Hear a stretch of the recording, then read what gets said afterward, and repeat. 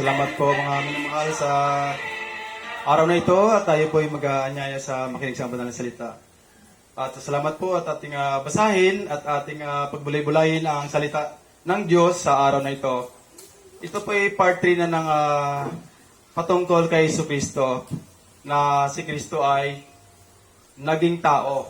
At ito naman, ang part 2 ay naging at siya ay Diyos.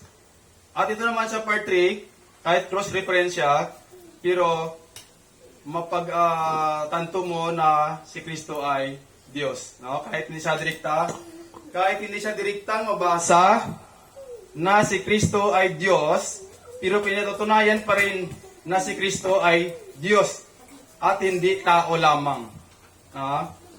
Mabasa tayo sa John 1:17-18. Sa John 1.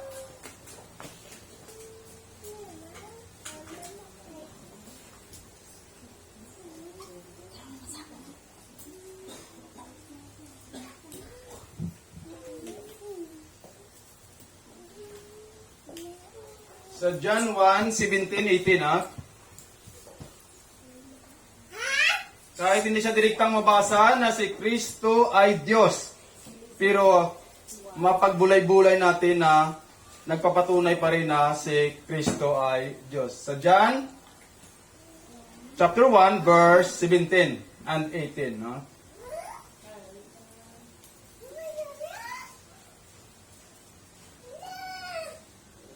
Sa 17, sapagkat ibinigay sa pamagitan ni Moises ang kautusan, ang biyaya at ang katotohanan ay nagsidating sa pamagitan ni Jesucristo.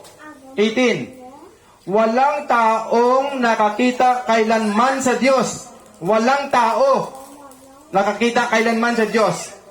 Ang bugtong na anak na nasa sinapupunan ng Ama, siya ang nagpakilala sa Kanya. No, walang taong nakakita kailanman sa Diyos. Pero si Kristo, ang bugtong na anak na nasa sinapupunan ng Ama, siya ang nagpakilala sa Kanya. Yan, walang tao. Ngayon, kung tao ito si Kristo, dapat hindi niya kasama ang Ama. No? Hindi niya dapat malito. Ang bugtong na anak na nasa sinapupunan ng Ama, siya ang nagpakilala sa Kanya. Mabasa naman tayo sa Galatia 1. Galatia 1:11. Galatia 1:11 kag 12. Kahit hindi direktang mabasa, pero atin pa rin mapagbulay-bulay na si Kristo ay Diyos. Galatia 1:11-12.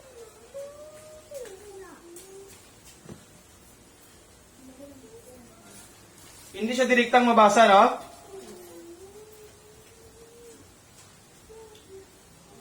Si Pablo na apostol, hindi mula sa tao, ni sa pamagitan man ng tao, kundi sa pamagitan ni Jesucristo at ng Diyos Ama na siyang sa Kanya'y muling bumuhay.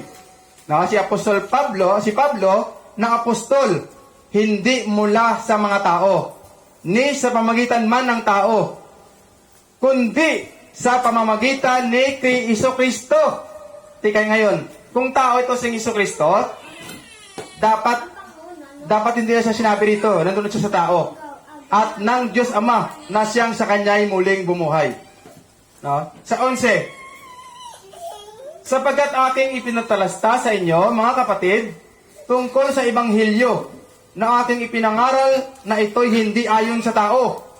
Sapagkat hindi ko tinanggap ito sa tao, ni itinuro man sa akin, kundi aking tinanggap sa pamamagitan ng pahayag ni Jesucristo. Napakalinaw, hindi tinanggap sa tao. Ngayon kung tao itong si Jesucristo,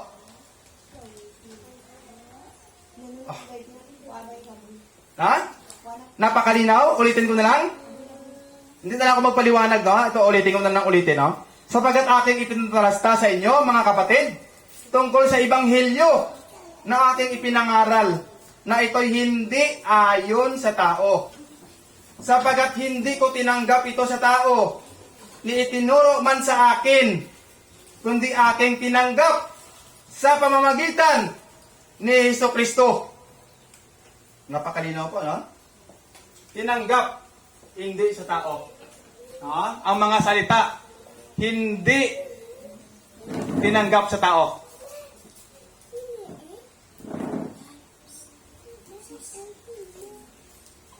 Kanina tinanggap? Kay Hesukristo. No, kay Jesus Christ siya tinanggap. Kay Jesus siya tinanggap, no? Kay Hesukristo siya tinanggap. Hindi sa mga tao. Ikaroon kung tao itong si Kristo, no? Nagkatawang tao din siya. Kaya, pero ang sabi rito, hindi ko tinanggap sa mga tao. Kundi tinanggap ko ang pahayag na ito kay Hesukristo. No? Sa Micas 5:2. Kasi sabi na, naging tao lang si Kristo, no? Nagmula lang siya kay Maria. Tinig natin kung kay Maria na siya nagmula. Sa Micas 5:2. Kag sa awit 92.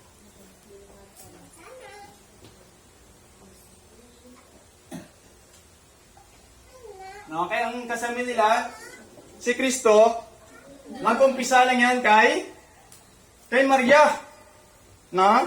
Tignan natin. Sa Micas 5:2.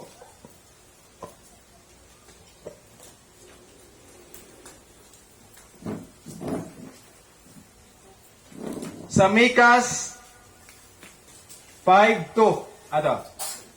Ngunit ikaw, Bethlehem Ephrata, na maliit upang lumagay sa libo-libo ng Huda. Mula sa iyo ay lalabas sa akin ang isa na magpapuno sa Israel, na ang pinagbubuhatan niya ay mula ng... Sa Exodus 17:1, kanina naputol yung ating pag-record, no? Dahil naglubat ang ating gadget. So, nandito ngayon ulit tayo sa Exodus chapter 17, verse 5 to 7, na si Kristo ay hindi siya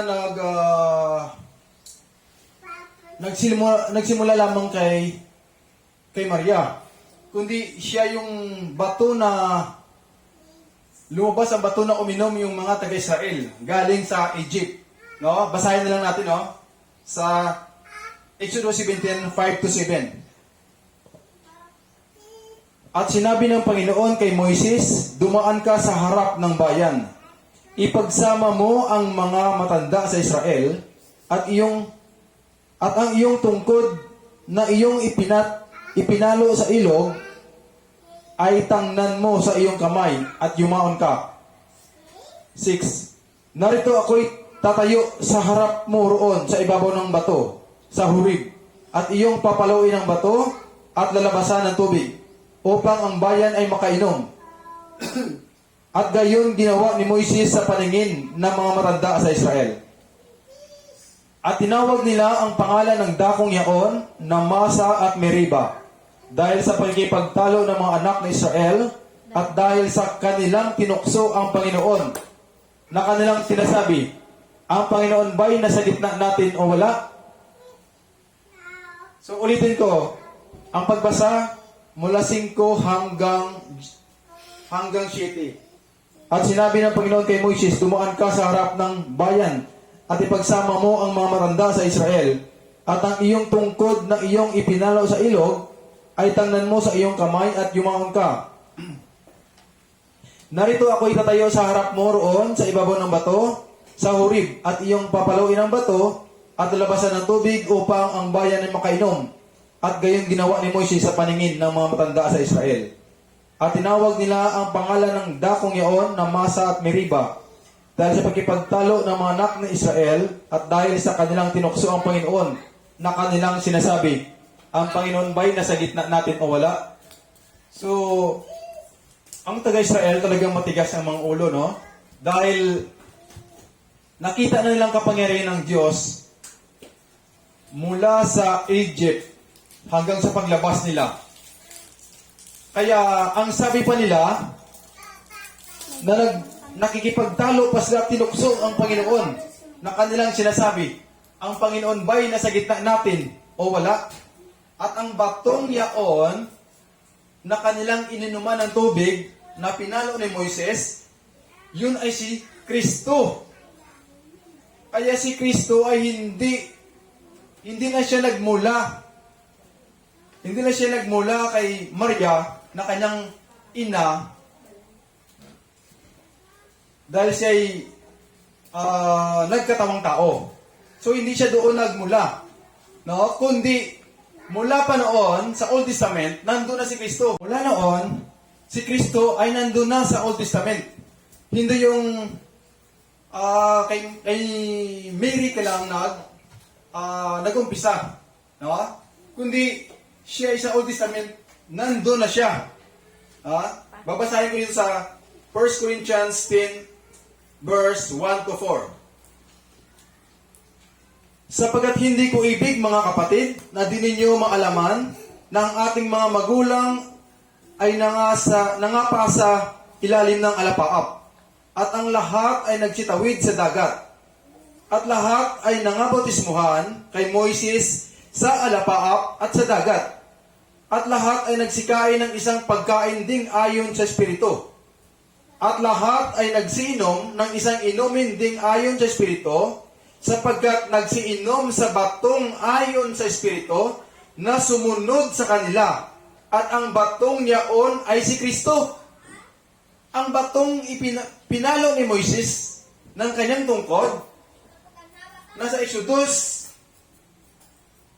chapter 17 verse 5 to 7, ay si Kristo yun. Ito yung sinabi, binasa ko. Umpisahan ko naman sa 1 Corinthians 10, chapter 10, verse 4. At lahat ay nagsiinom ng isang inumin ding ayon sa Espiritu, sapagkat nagsiinom sa batong ayon sa Espiritu na sumunod sa kanila, at ang batong yaon ay si Kristo. Si Kristo yung batong sumusunod sa kanila, na doon sila nag-inom ng tubig. Kaya si Kristo nandun na sa Old Testament. Nandun na siya. Kaya hindi siya nag-upisa lamang kay Maria, na kanyang ina. So, hindi yung si Kristo ay... Kaya nandito naman po tayo, no? Mababasa naman tayo sa 2 Corinthians 11, chapter 11, verse 3 and 4. Sa 2 Corinthians, ibang Isos yun. Babasahin natin, no? Sa 11, verse 3 and 4. Ngunit ako'y natatakot baka sa anumang paraan, kung paanong si iba ay nadaya ng ahas, sa kanyang katusuhan, ang inyong walang malay at malinis na mga pag-iisip na kay Kristo ay pasamain. Sapagkat kung yaong paririto ay mangaral ng ibang Isos na hindi namin ipinangaral, o kung kayo'y nagsitanggap ng ibang espiritu na hindi ninyo tinanggap, o ibang ebanghelyo na hindi ninyo tinanggap, ay mabuting pagtiisan ninyo. Sapagkat ang mga gayong tao ay mga bulaang apostol, mga magdarayang manggagawa, na nangagpapakunuring mga apostol ni Kristo. At hindi katakataka, sapagkat si Satanas man ay nagpapakunuring anghel ng kaliwanagan. Ibang Isos yun. Na ang pinapangaral ng mga apostol at ang Diyos Ama, si Kristo ay Diyos. Kaya mayroon din dito, no, na sa gawa, ginayagaya nila ang pangalan ni Kristo. Sa Gawa 19,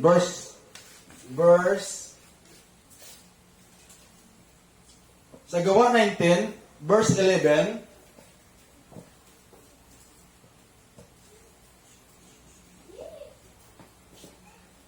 Second Corinthians, Second Corinthians, wala ko malista, no? 11, verse 3. Corinthians, chapter 11, verse 3 and 4, 13 and 14. Ibang Isos yun. Babasahin natin, ha?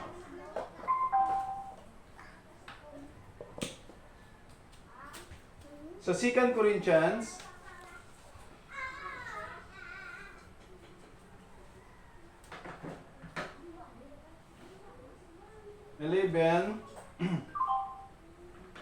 Ngunit ako'y natatakot baka sa anumang paraan kung paanong si Eva ay nadaya ng ahas sa kanyang katusuhan, ang inyong walang malay at malinis na mga pag-iisip na kay Kristo ay pasamain. Bakit? Sapagkat kung yaong paririto ay mangaral ng ibang Hesus na hindi namin ipinangangaral, o kung kayo'y nagsitanggap ng ibang espiritu na hindi ninyo tinanggap, o ibang ebanghelyo na hindi ninyo tinanggap, ay mabuting pagtiisan ninyo. 13. Sapagkat ang mga gayong tao ay mga bulaang apostol, mga magdarayang manggagawa na nangagpapakunwaring mga apostol ni Kristo. 14. At hindi katakataka, sapagkat si Satanas man ay nagpapakunwaring anghel ng kaliwanagan. Ibang Hesus yun. Ang Hesus na pinapangaral ng mga apostol ay Diyos. So, ibang Hesus yun kung si Kristo ay tao lamang. Ibang ebanghelyo, ibang espiritu na hindi natin tinanggap. Kaya sabi sa 13, sapagkat ang mga gayong tao ay mga bulaang apostol, mga magdarayang manggagawa na nangagpapakunwaring mga apostol ni Kristo. At hindi katakataka, sapagkat si Satanas man ay nagpapakunwaring anghel ng kaliwanagan. Ibang Hesus. Magbabasa din tayo sa Gawa 19. Sa Gawa 19, verse 11 to 20.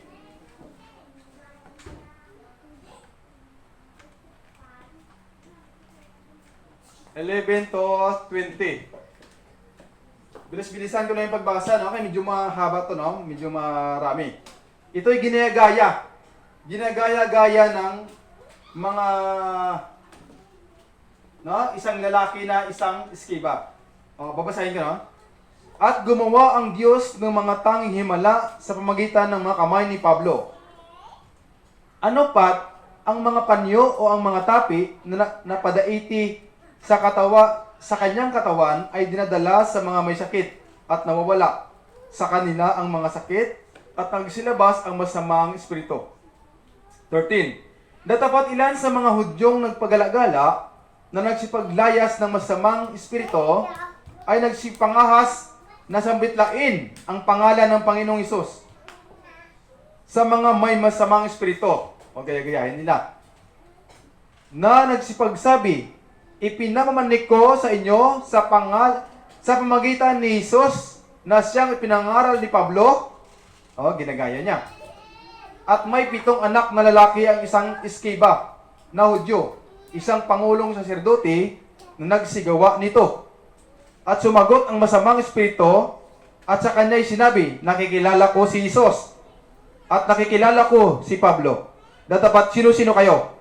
At ang taong kinaroonan ng masamang espiritu ay lumukso sa kanila at sila'y kanilang natalo at nadaig sila. Ano pat nagsitaka sila sa bahay na yaon ng mga hubot-hubad at mga sugatan.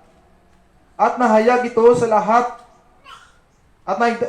lahat sa mga Hudyo at gayon din sa mga Griego na nangananahan sa Efeso. At sinidlan silang lahat ng takot at pinadakila ang pangalan ng Panginoong Hesus. Marami rin naman sa mga nagsampalataya na ang nagsidating na ipinahayag at sinasaysay ang kanilang mga gawain. At hindi kakaunti sa mga nagsigamit ng mga kabihas ng mahika ay nagsipagtipon ng kanilang mga aklat at pinagsusunog sa paningin ng lahat at kanilang binilang ang halaga niyaon at nasumpungan may 50,000 putol na pilak. Sa gayoy, lumagong totoo ang salita ng Panginoon at nanaig. Ginagaya-gaya nila na. Ginagaya-gaya nila sa pangalan ni Hesus. Makita mo yan, no? Kahit saan. Makita mo yan. Sa pangalan ni Hesus. Nanginginig pa, no? Kahit yung mga kasama niya, pinapatungan niya ng kamay. No? Nanginginig pa. So yung mga pinapatungan ng kamay, pasunod na lang natin itapik yan kasama ng speaking tongues. Wala tayong layunin na manakit, no, o manira ng kung ano man mga topic. Yan po'y ating babasahin. No, wala tayong layunin na manakit. No? Ito'y malayang kapahayagan ng salita ng Diyos. No, yan ay gaya-gaya. Dito yung binasa natin ngayon, no? Gaya-gaya, ginagaya nila, no?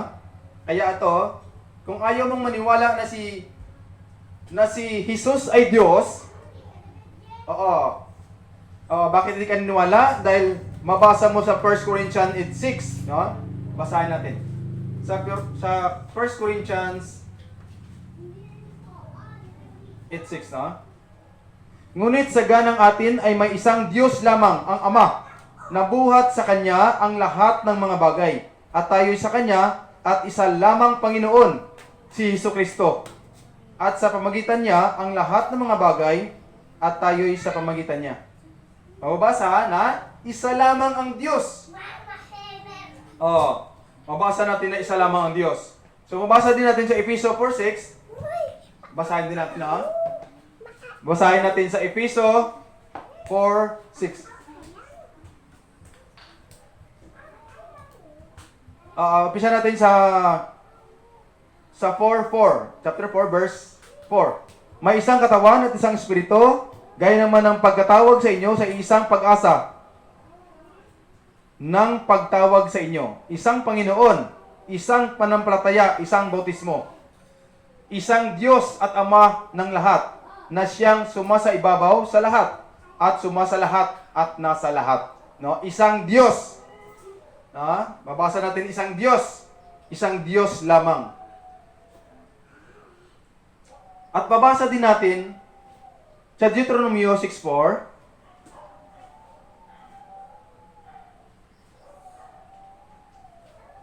Deuteronomio 6:4.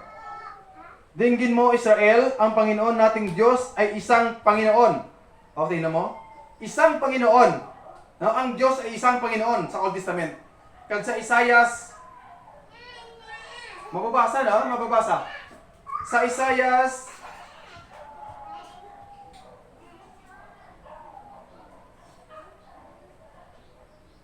sa Isaias 44, verse 6 and 8. Ganito ang sabi ng Panginoon, ng Hari ng Israel, at ng kanyang manunubos, na Panginoon ng mga hukbo, ako ang una, at ako ang huli, at liban sa akin ay walang Diyos. No? Sinabi niya. Sinabi ng Amang Diyos, na liban sa akin ay walang Diyos. 8. Kayo'y huwag mga takot, o magsipangilabot man. Hindi ko baga pinapahayag sa iyo ng una, at ipinakilala, at kayo ang aking mga saksi. May Diyos bagaliban sa akin? Oo, walang malaking bato. Ako'y walang nakikilalang iba. Sinabi ng Panginoong Diyos sa Old Testament na walang ibang Panginoon, walang ibang Diyos. Sinabi rin dito sa Isaiah 43, verse 10 and 11.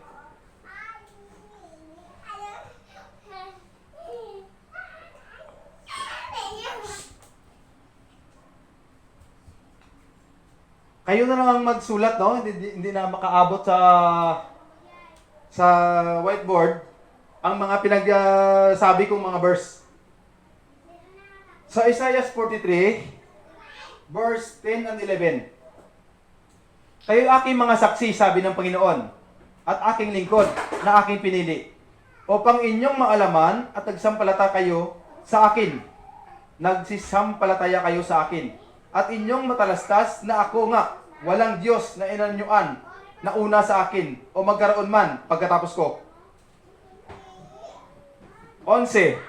Ako sa makatwid bagay, ako ang Panginoon, at liban sa akin ay walang tagapagligtas. Ito ay sa Old Testament. Ipaano naman sa New Testament? No? Ang sabi niya rito, walang Diyos liban sa akin. Walang Diyos liban sa akin. Ipaano na at sinasabi niya? Ako sa makatwid bagay, ako ang Panginoon, at liban sa akin walang tagapagligtas. Yun ang sinabi ng Ama. No? Pero, nandito rin sa New Testament, sa Gawa,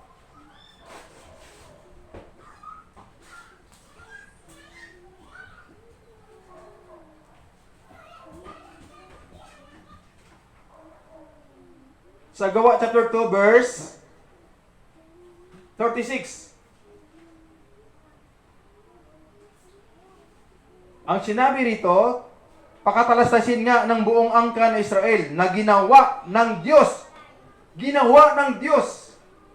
na Panginoon, ginawa ng Diyos Ama na Panginoon at Kristo itong si Jesus na inyong ipinako sa cross. Tinawag ng Ama, si Kristo ay Panginoon. Kaya wala tayong magawa dyan. Dahil ang nagsabi rito ang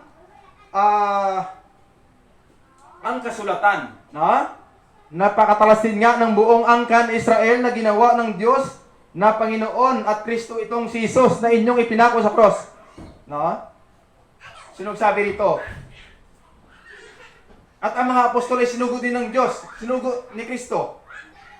No? At kanina binasa ta, na ang mga salita ng Diyos ay yun ang sinasabi at pinasampalatayanan ng mga apostol. No? Kaya sabi rito, pakatalasin nga ng buong angkan ng Israel na ginawa ng Diyos na Panginoon at Kristo itong si Jesus na inyong ipinako sa cross. Panginoon din si Kristo. No, naging Panginoon din siya. Ginawa siya ng Diyos na Panginoon. At sa Gawa 4:12, hindi na siya kay Panginoon. Also, Lord and Savior din siya. Sa Gawa 4:12. At sa kaninumang iba ay walang kaligtasan, sapagkat walang ibang pangalan sa silong ng langit na ibinigay sa mga tao na sukat nating ikaligtas.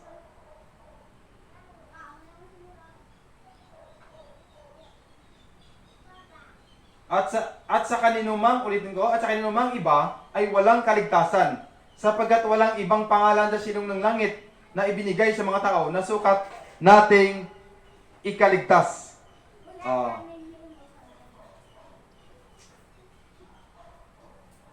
Sa 12. Kaya nga, tagapagligtas din si Jesus. No? Sa 2 Peter 3:18.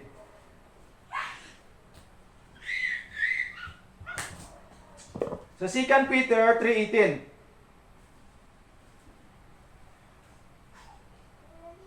Datapwat magsilago kayo sa biyaya at sa pagkakilala sa ating Panginoon at tagapagligtas na si Hesukristo.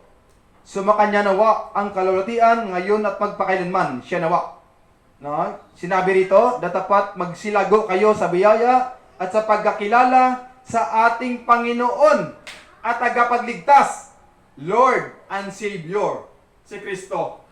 No? Mabasa natin, Lord and Savior. Kag sa Judas 4.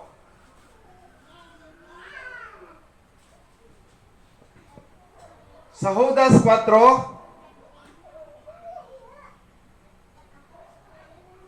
sapagkat may ilang taong nagsipasok ng lihim, yaong mga itinalaga ng una, pasakahatulang ito, mga di banal, na pinalitan ng kalibugan ng biyaya ng ating Diyos na itinatuwa ang ating iisang guro at Panginoong si Kristo Jesus.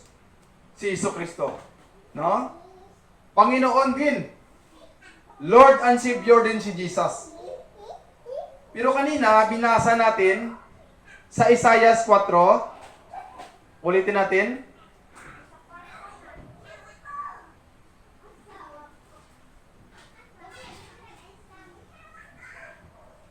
Sa Isaiah 14:9.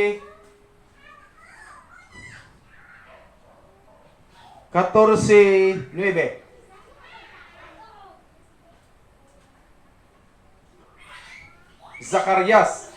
Zacarias po ito.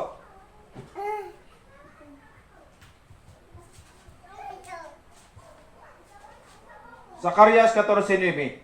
At ang Panginooy magiging hari sa buong lupa. Sa araw na yaoy, magiging ang Panginoon ay isa at ang kanyang pangalan ay isa. No, ang Panginoon ay isa. Pero si Kristo, Panginoon din at Savior. No? Mabasa din natin, kaya maliban sa mabasa.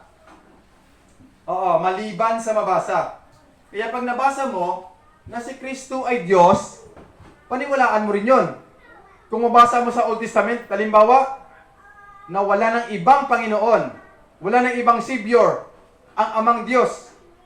Pero mabasa din natin sa New Testament, kahit na mabasa natin na wala ng ibang Diyos at tagapagligtas, wala ng Lord and Savior, ang Ama lamang sa Old Testament. Pero mabasa din natin sa New Testament, kanina doon, binasa ulitin natin, sa 2 Peter, sa 2 Peter,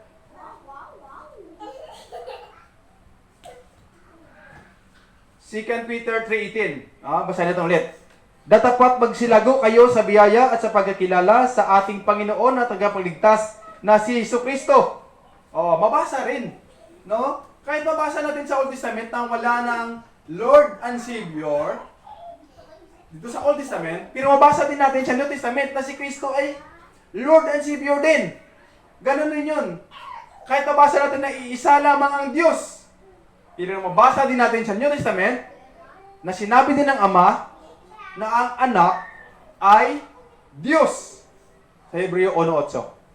Kaya wala din tayong magawa dyan, no? Basta mabasa. Ang na mabasa sa 2 Corinthians 1:13. Maliban sa mabasa. Basta mabasa mo, sampaltayanan mo. Kaya wala na tayong magawa dyan, no? Nga? Dahil yun ang ating mabasa. Tanggapin natin sa ayat sa gusto natin. Ang nakasulat. Kaya tayo magpasalamat sa Panginoon na tayo nakapag-aral kahit sa mga cross reference ay nagpapakilala na si Kristo ay Diyos.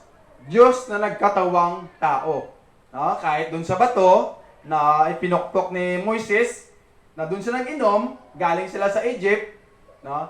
Yun ay si Jesus na galing sa Egypt na sumusunod sa kanila. Amen po ba? Kaya maraming salamat po na tayo po ay nakatapos kahit na maraming mga hindi magandang dahil ang gadget natin medyo nasira-sira, no? Nagkaputol-putol. Pero salamat sa Diyos at natapos din ang ating pag-aaral, itong part 3 na to, no? Maraming salamat po na dahil sa Panginoon ay natapos din at tayo po ay magpasalamat sa Panginoon. Amen po.